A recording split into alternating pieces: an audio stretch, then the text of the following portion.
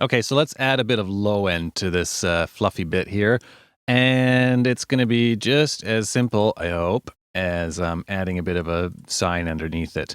So we could use, hey, why don't we use that retro synth because it's just got a sine built into it. Let's look for, actually, we could just make it ourselves.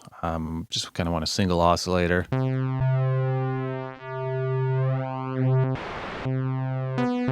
Filter it down.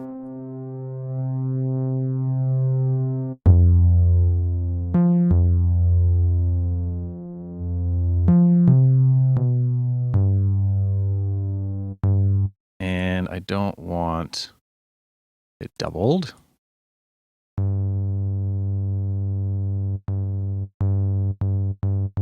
Well, this is interesting. Look at the panning here. If I keep hitting a key. So where is the pan set? LFO. It's off.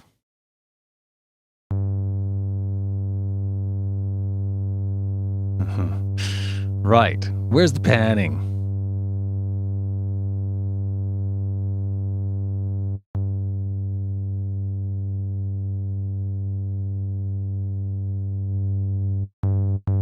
Interesting. All right. I hadn't done that before. So what was happening is the stereo spread is still on, even though I'd turned doubling off. And so stereo spread, of course, usually pans things left and right in order to make things sound larger. And since we weren't doubled, it was still panning things left and right, but only one of our voices. So there you go. We've both learned something. All right. So now we're in mono-ish. And what if I turn this? There we go. Legato, even better. Okay. Off we go. Now, want a little bit of that through.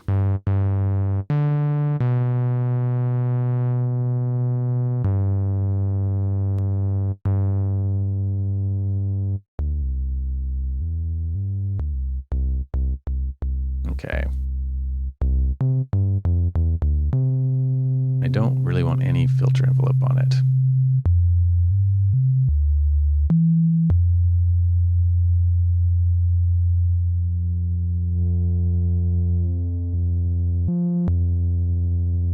Okay, that's a bit better. So we're going to call this fluff sub because this is only going to be playing in this fluffy bit. And I could use our bass here, but it's a little too gritty.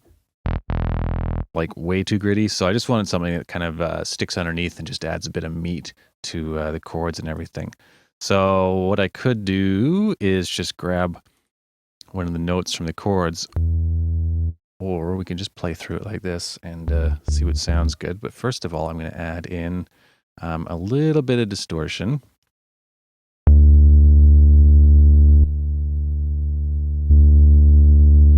This is a bit unfair when you're trying to A-B things. So, without it, there we go. Up a little bit. Now, for those of you who don't know, the only way to properly gauge whether or not something sounds better or not is to have them at the identical volume. By default, humans think that louder things sound better. And they do usually, because that's just the way we're wired. So in order to actually test if anything does sound better, you have to have it at the exact same volume, and then you can make proper decisions about it.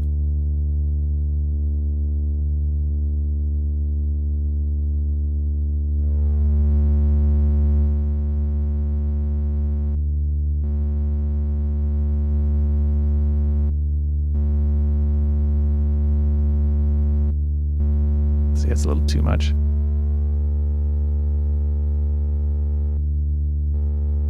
There we go. And then we'll EQ off. If there's any super low stuff coming through, that's pretty clean actually. There isn't much going on. We'll still do something just to get the really, really low bits. If we press play,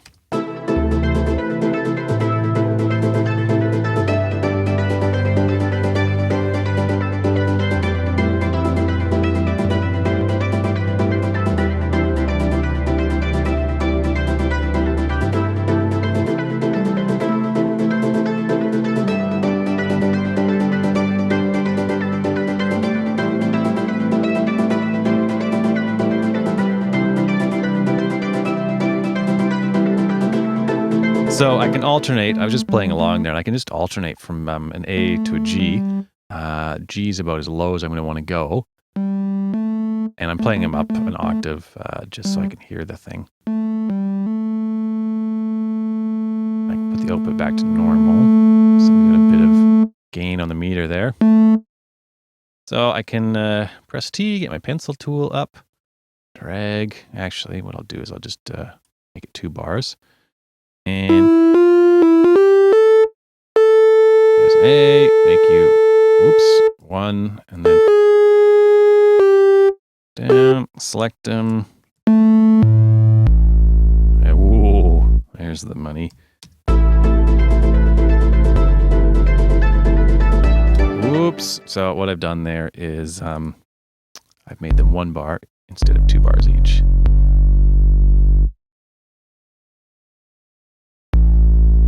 Oh, there we go. And other note has disappeared. There we go. And now you come on out to 13.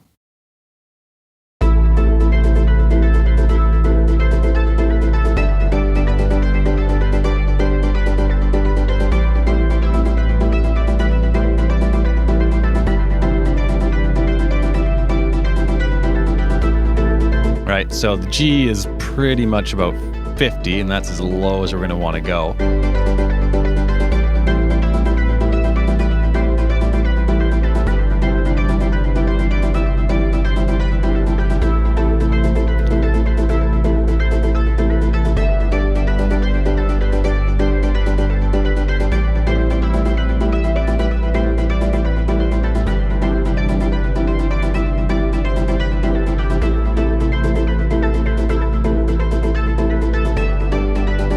All right, that's sounding pretty good, I think.